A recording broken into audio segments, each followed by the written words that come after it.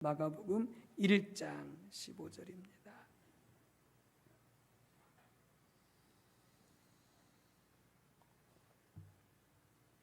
마가복음 1장 15절입니다. 마가복음 1장 15절.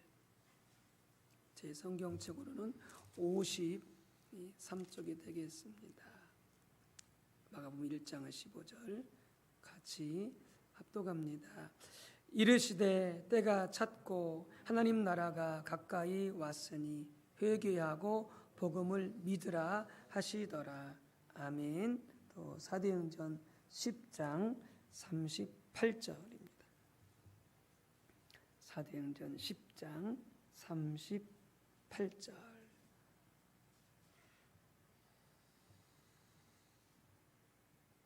(206쪽) 사도행전 10장 38절 말씀 같이 합독하십니다. 하나님이 나사렛 예수에게 성령과 능력을 기름 붓듯 하셨음에 그가 두루 다니시며 선한 일을 행하시고 마귀에게 눌린 모든 사람을 고치셨으니 이는 하나님이 함께 하셨음이라. 아멘. 기도합니다. 하나님 감사합니다. 우리로 하여금 주님을 찾을 수 있도록 그 중심을, 그 마음을 허락하시고 사모하게 해주셔서 우리가 많이 부족하고 흠도 많고 열정도 식어있고 모든 것들이 참 하나님께 합당하지 않지만 그럼에도 불구하고 이 시간 모인 우리를 불쌍히 여겨주시고 우리 상처, 아픔, 연약함, 믿음 없음, 순종치 못함, 헤매고 갈팡질팡하는 것, 또 때로는 시험에 들고 연약한 그 모든 것들 하나님 만져주시고 말씀으로 만져주시고 주의 사랑으로 만지시고 우리를 새롭게 하시고 변화시켜 주시옵소서. 이 시간도 말씀으로 임하시는 하나님 만나게 도와 주옵소서. 교회에 말씀하시는 또 우리 각자에게 가정에 말씀하시는 놀라우신 하나님의 음성, 하나님의 말씀, 하나님의 뜻 깨달을 수 있도록 성령이 도우시고 우리 한 분 한 분 축복해 주옵소서. 성령으로 충만토록 역사하여 주옵소서. 말씀을 전하는 자나 말씀을 받는 우리 모두가 다 성령의 충만한 은혜 가운데, 성령의 기름 부음 가운데, 지혜와 계시형 가운데 말씀을 온전히 깨달아 믿고 순종하는 삶으로 나아갈 수 있도록 성령님 도와 주시옵소서. 주님 감사합니다. 주님 사랑합니다. 예수님의 이름으로 기도 올리옵나이다. 아멘. 말씀과 성령의 조화, 우리가 지난 시간 말씀 나눴던 거 살펴보고 오늘 말씀 이어가도록 하겠습니다. 우리의 신앙생활은 처음부터 끝까지 말씀과 성령이 조화를 이루어야 된다 이렇게 말씀을 드렸죠. 근데 생각하다 보면은 어떤 경우에는 말씀만 강조하기도 하고 또 어떤 경우에는 성령만 강조하기도 하고 또 어떤 경우에는 말씀도 성령도 중요하게 여기지 않는 그런 또 신앙에 빠진 경우가 있을 수 있는데 모두가 다 잘못된 거죠. 철저하게 말씀과 성령이 조화를 이루어야 된다. 우리가 창세기 1장에 보더라도 하나님 말씀으로 세상을 창조하시고 하나님 말씀하실 때 그 말씀을 받아서 성령이 운행하셨던 것을 볼 수가 있죠. 태초에서부터 말씀과 성령이 조화를 이루고 있는 것이죠. 우리 여호수아 시대에서 우리가 그 부분을 볼 수 있다고 그랬었죠. 하나님께서 여호수아에게 말씀을 그토록 강조하셨죠. 그래서 모세가 내게 명령한 율법을 다 지켜 행하고 이 율법책을 내 입에서 떠나지 말게 하고 주야로 그것을 묵상해서 그 안에 글뜬 대로 다 지켜 행하라 이렇게 말씀하셨죠. 그런데 또한 여호수아는 성령을 받은 자였죠.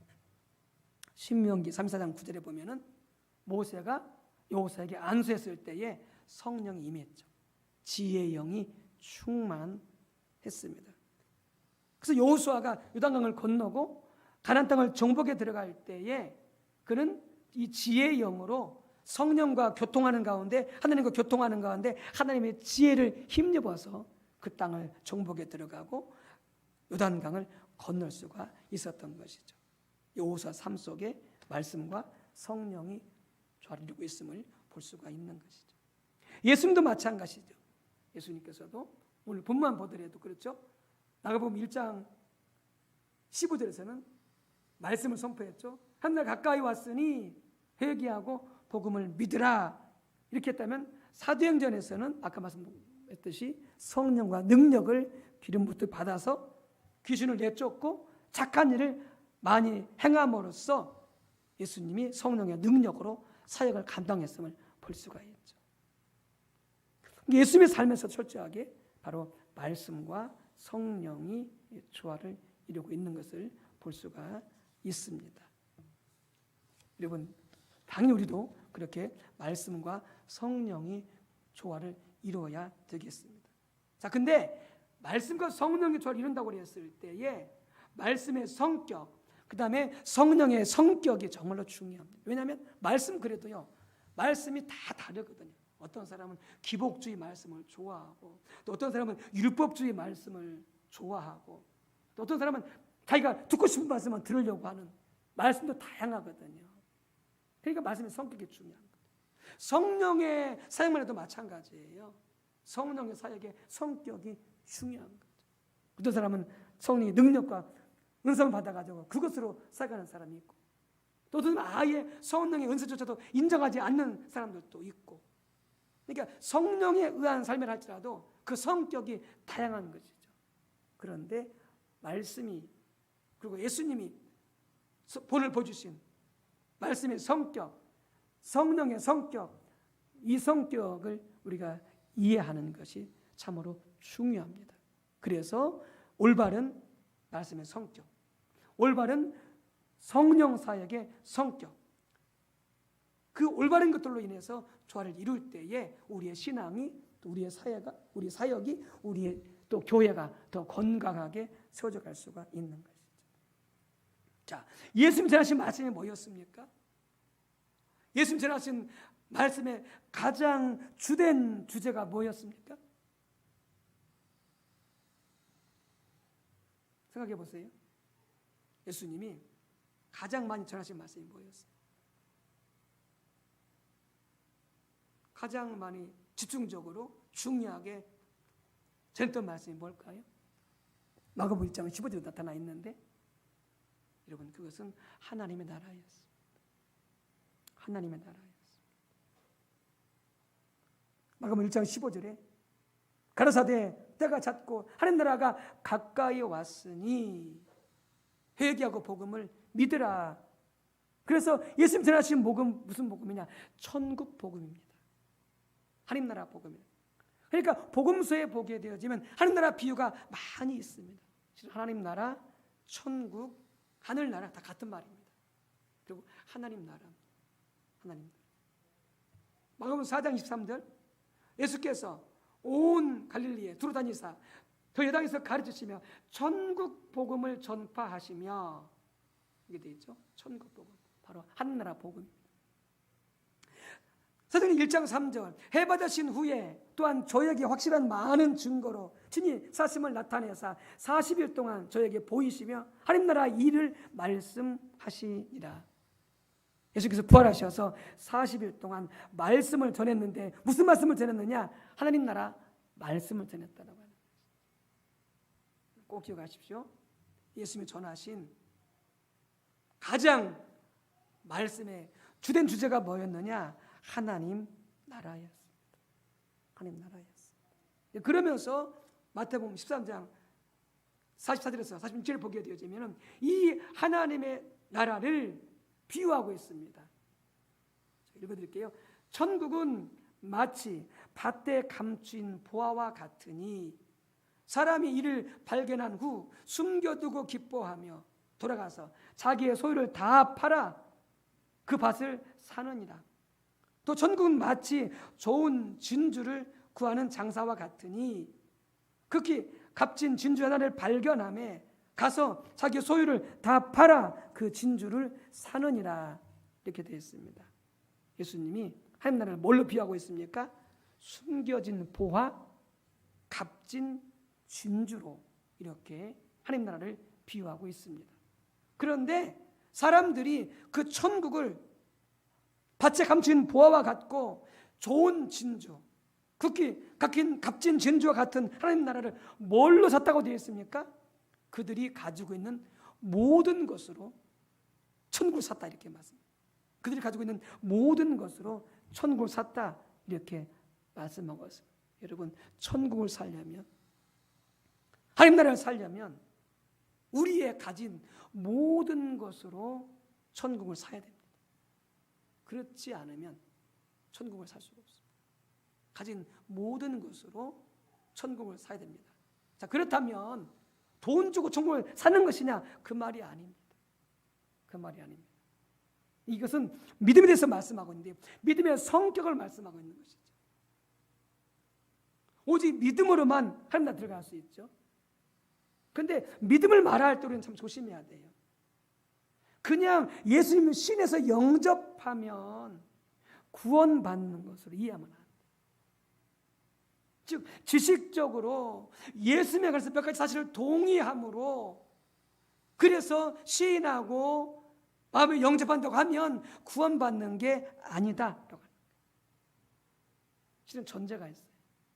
예수님을 시인하고 영접하려면 성령의 조명으로 우리 예수님이 앞에서 말씀드렸던 것처럼 가장 값진 보화와 진주가 되신 그 예수님을 발견하고 그분을 우리의 모든 것으로 신뢰하는 것을 말해요.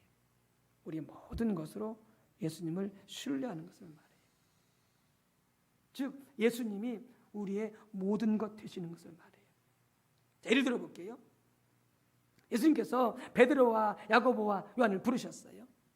너희는 나를 따르라. 내가 너희로 사람 낚는 어부가 되게 하리라. 그들을 주님의 제자 삼으시면서 구원하시면서 그들에게 소명을 주시죠. 나를 따르라. 그들이 그때 어떻게 따랐어요? 보세요. 그들이 가지고 있는 것을 모든 것을 다 버리고 예수님을 따랐어요.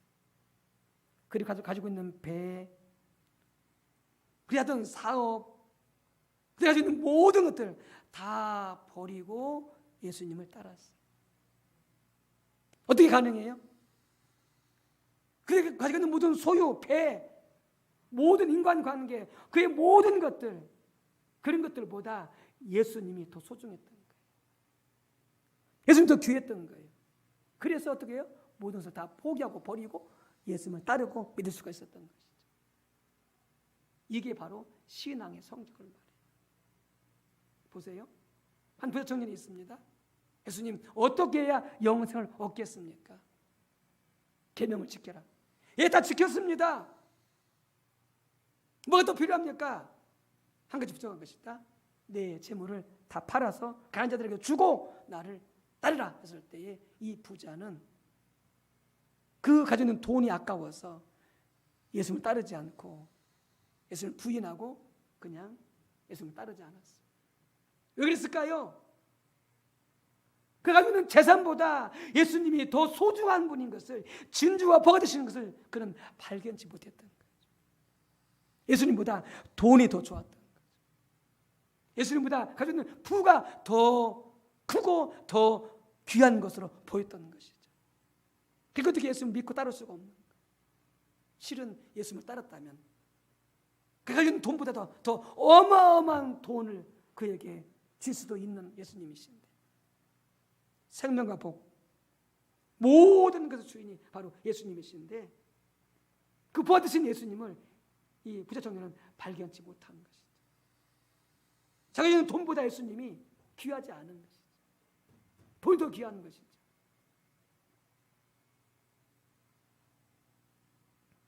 우리가 예수님이 그 어떤 것보다 값진 가장 보하여 진정이 된다고 하는 그 예수님을 성령으로 발견할 때에만이 우리는 모든 것을 다 포기하고 주님을 따를 수 있어요. 주님 믿을 수 있어요. 여러분, 그래서 공산군이, 이슬람군, 세력이 어떤 자들이 우리에게 생명을 요구할지라도 예수님이 부활인 것을 발견한 사람은 생명 아깝지 않습니다. 순교할 수 있습니다. 모든 거 다 내려놓을 수 있어요. 생명, 재산, 직장, 사업, 가정, 모든 거 다 내려놓을 수 있어요. 왜요? 그 모든 것보다 예수님이 가장 소중하고 값진 부활이기 때문에. 이게 하나님 나라입니다. 예수님 하나님 나라입니다. 하나님 나라 왕이 예수님이십니다.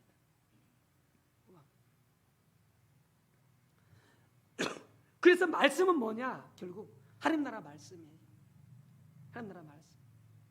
그래서 내게 원하는 말씀, 내게 유익이 되는 말씀, 내게 축복이 되는 말씀, 그런 말씀만 사모하는 게 말씀이 아니고요. 진정한 말씀은 바로 하나님이 왕이신데, 예수님이 왕이신데, 예수님이 하나님이 뭐라고 말씀하시든 내가 순종하게 했습니다라고 하는 그 말씀이에요. 그 말씀이 바로 뭐야? 예수님 전하신 말씀이에요. 이 말씀을 가지고 있어야 돼요. 그 말씀이 성령과 조화를 이루어야 돼요. 보통 어떤 말씀을 받아요? 이렇게 말씀 받아요. 내가 은혜가 되면 받고 은혜가 안 되면 어떻게 말씀을 버려요. 아무리 좋은 말씀, 하나님 뜻이 하나님의 음성이어도 내 생각, 내 사고방식, 내 가치관, 내 삶의 기준, 내가 오늘 말씀과 맞지 않을 때에 우리는 어떻게 말씀을 가감하게 버려버립니다. 그럼 어떻게 돼요? 내가 왕이야, 내가 주인이야, 모든 말씀 어떻게 내가 다 판단해, 내가 다 재단해. 그 내가 맞으면 받아들이고 안 맞으면 안 받아들여. 이건 말씀이 잘못된 거예요. 성경이 말하고 있는 예수님이 전하신 말씀은 그 말씀이 아니에요. 하나님 나라 말씀이에요. 왕이 말씀하시면, 하나님이 말씀하시면, 예수님이 말씀하시면 내가 원치 않아도, 내 생각과 달라도 내 모든 것을 내려놓고 하나님 말씀대로 가겠습니다, 주의 말씀대로 가겠습니다 라고 순종할 수 있는 그 자세가 바로 성경에 대한 올바른 말씀이다라고 하는 거예요. 말씀을 그렇게 이해하고 있어야 돼요. 그 말씀을 가지고 있어야 돼요. 그게 참된 말씀이에요. 그러니까 보세요. 여호수아 보세요. 다윗 보세요. 예수님 보세요. 다 어떻게 했어요? 하나님 말씀 한마디면 어떻게 합니까? 다 순종합니다. 다 순종해요. 왜? 하나님이 왕이시니까. 예수님이 왕이시니까.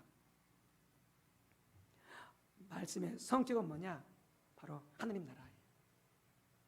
하나님이 왕이시고 예수님이 왕이셔서 그분이 말씀하시면 모든 걸 다 내려놓고 그 말씀을 따라갈 수 있는 그 말씀에 대한 신앙으로 세워져 있어야 돼요. 그게 참된 신앙이에요. 말씀에 대해. 두 번째, 성령은 어떤 성령이냐? 예수님의 삶 속에 바로 이렇게 하나님 나라 말씀과 더불어서 성령이 조화를 이루고 있어요. 그런데 성령의 성격도 두 가지예요. 첫 번째는 뭐냐? 예수님은 성령의 능력으로 사역을 감당했어요. 우리에게 필요한 부분, 이런 부분이에요. 성령의 능력으로, 다른 말로 하면 성령의 은사로 사역을 감당하도록 사모해야 돼요. 두 번째는 성령께 민감해서 성령과 교제하는 가운데 사역을 감당할 수 있어야 돼요. 그래서 이 두 가지가 조화를 이루어야 돼요. 성령의 은사와 능력으로 사역을 감당할 줄 알면서도 성령께 민감하여 성령과 교제하는 가운데 성령이 인도하신 대로 사역을 감당할 수 있는 이 두 가지가 조화를 이루어야 돼요. 예수님 보겠습니다. 예수님은 성령의 능력으로 사역을 감당했어요. 성령의 은사로 사역을 감당하셨어요.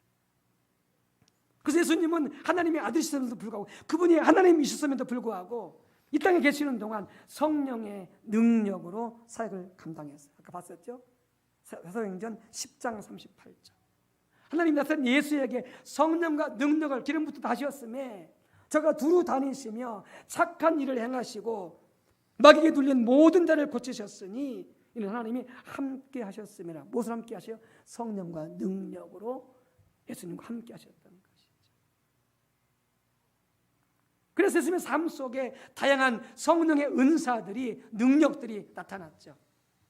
자, 그 일부를 보게 되지만 예수님은 성령의 능력으로 치유의 사역을 감당했어요. 성령의 능력으로. 마가복음 9장 35절 예수께서 모든 성과 초래 두루 다니사 저희 땅에서 가르치시며 천국 복음을 전파하시며, 천국 복음이라고 말씀하고 있죠. 모든 병과 모든 약한 것을 고치십니다. 무엇으로? 성령의 능력으로. 그러니까 사도행전 10장 38절에 말씀하셨잖아요. 하나님께서 예수에게 성령과 능력을 기름 붓듯 하셔서 어떻게 했다고요? 착한 일을 행하시고 악에 돌린 모든 일을 고치셨다 이렇게 말씀하셨잖아요. 예수님은 성령의 능력으로 귀신 쫓고 성령의 능력으로 병을 고쳤던 것이죠. 즉 치유의 은사를 통해서, 치유의 은사를 통해서. 성령의 은사죠. 그 치유 은사는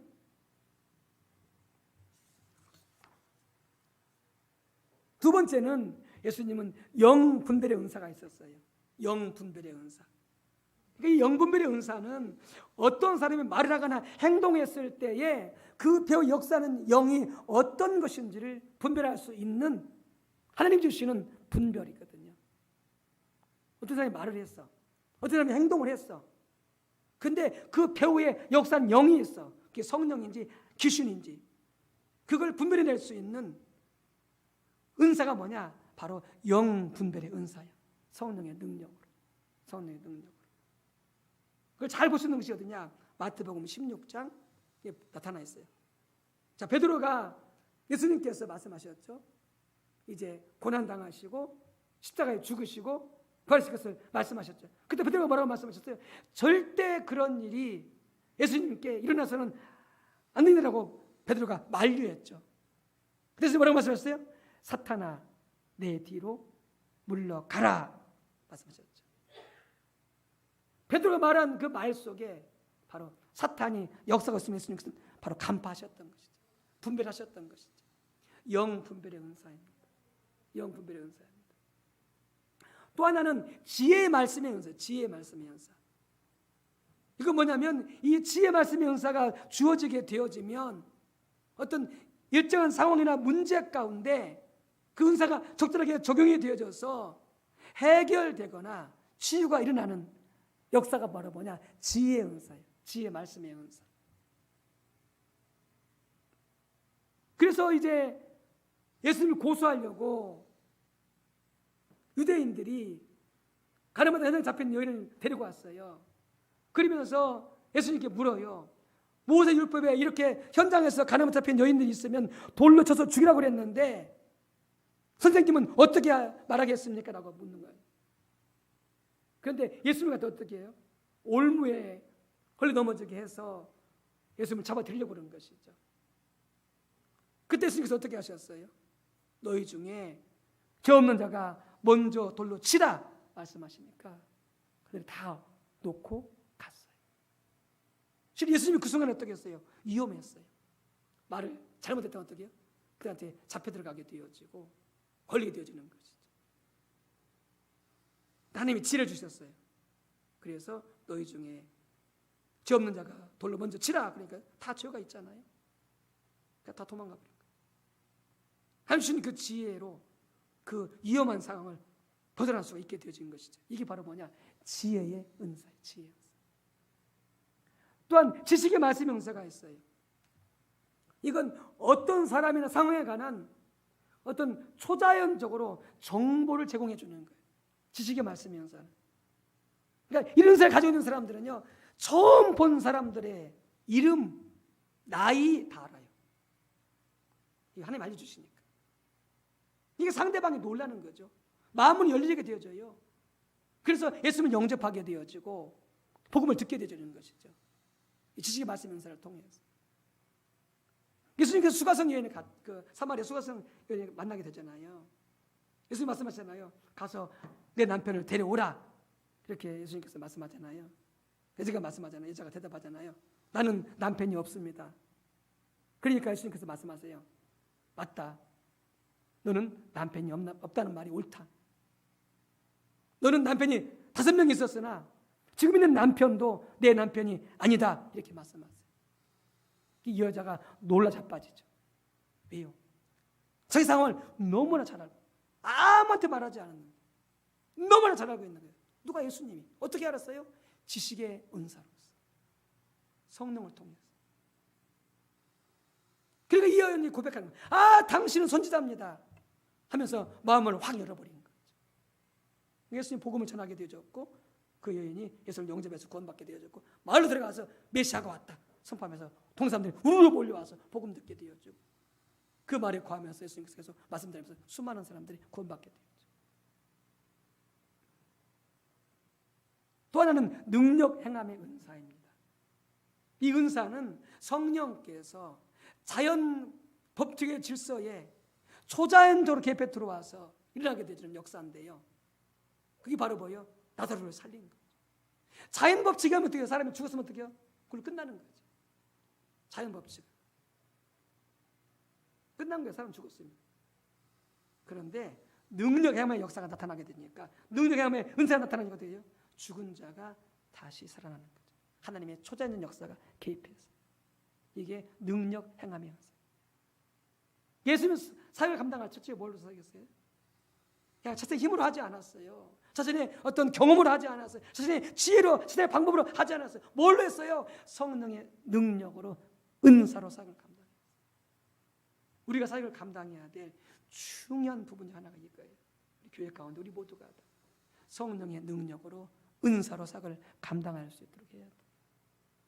그래서 이런 능력과 은사들 또 임하도록 우리가 기도해서 교회를 섬기고, 또 복음 전할 때 사용하고, 또 주님 사역을 명하실 때 감당할 수 있는 그런 자들이 되어야 된다라고 하는 것이죠. 이렇게 성령의 능력으로 사역을 감당하고요. 또 성령의 관련해서 또 한 중요한 부분이 있죠. 그것은 바로 성령께 민감해서 성령과 교제하는 가운데 성령이 인도하는 대로 사역을 감당하는 사역을 말합니다. 성령께 민감해서 성령이 인도하신 대로 사역을 감당하는 거예요. 제가 사역의 계획도 어떤 세우는 것이 아니라 더 민감해서 성령께서 계획하신, 또 성령의 뜻을 따라서 인도하신 대로 사역을 감당하시는 그런 수준까지 우리가 올라가야 된다는 거예요. 빌립이 보게 되면 어떻게 돼? 그가 성령과 동행하고 성령께서 인도하신 대로 어떻게 그가 사역을 감당하잖아요. 사마리아로 갔다가 또 예루살렘 그 광야로 갔다가, 그래서 에드페 그 이왕 간덕의 그 내시를 만났다가 성령께서 감동하시고 성령께서 이끄신 데 사역을 감당하다. 놀랍게 감당하잖아요. 우리가 그런 수준까지 올라가야 된다는 거예요. 성령의 사역에 있어서. 그래서 이렇게 예수님의 사역을 보게 되어지면은 바로 성령의 능력과 성령의 민감해서 사역을 감당하시 이렇게 아름답게 조화를 이루고 있는 것을 볼 수가 있는 것이다. 결국 말씀과 성령이 조화를 이루고 있는 것이죠. 그래서 정리하자면 말씀보다 천국 말씀이다. 하나님 나라 말씀이다. 내가 듣고 싶은 것, 내가 원하는 말씀, 내가 축복의 말씀, 이런 게 아니라요. 그분이 왕이셔서, 예수님이 왕이셔서 그분이 말씀하시면 제가 순종하겠습니다. 누구의 자세? 사무엘 자세. 성전에서 사무엘이 있는데 사무엘아, 사무엘아 부르잖아요. 하나님께. 제가 하나님 무슨인지 몰랐어요. 엘리한테 갔어요. 내가 안 불렀다 가라. 3번 계속해서 가는 거예요. 그때서야 엘리가 알았던 거죠. 아, 하나님이 사무엘을 부르고 있구나. 사무엘아, 또 하나님이 말씀하시면 이렇게 말해라. 주의 종이 듣겠나이다. 말씀하옵소서. 이 자세예요. 이 자세로 말씀을 드려야 돼요. 같이 한번 선포해봅시다. 주의 종이 듣겠나이다. 말씀하옵소서. 이 자세로 말씀을 드려야 돼요. 왜요? 우리는 주의 종이요. 하나님 그분이 왕이시기 때문에, 예수님 그분이 왕이시기 때문에. 그래서 교회 나올 때 여러분들 내가 듣고 싶은 말씀 들고 나오지 마세요. 절대 잘못된 신앙자세요. 내가 듣고 싶은 말씀, 내가 오늘 말씀 들고 나오지 마세요. 그건 절대 잘못된 자세. 그거 내려놓으세요. 지사가 필요해요. 종은 주의 종이오니 주여 말씀하옵소서. 종이 순종하겠나이다. 이 자세로 말씀을 드려야 되고요. 이 자세로 성경을 읽어야 되고요. 이 자세로 성경을 연구해야 돼요. 그분이 왕이시기 때문에. 아멘. 말씀은 천국 말씀이에요. 하나님의 통치하는 나라 말씀이에요. 그것과 성령의 조화를 이루어야 돼요. 성령의 능력으로 사역을 감당하고 성령께 민감해서 성령과 교제하는 가운데 성령의 교신대로 사역을 감당하는 이 말씀과 성령의 조화를 이룰 때에 그 신앙이 건강한 신앙이에요. 그런 교회가 건강한 교회예요. 거기에 하나님이 함께하세요. 바로 그런 신앙으로 우리 각자가 교회가 세워지도록 추구하고 기도해가는 우리 모두가 다 되시기를 주님으로 축복합니다.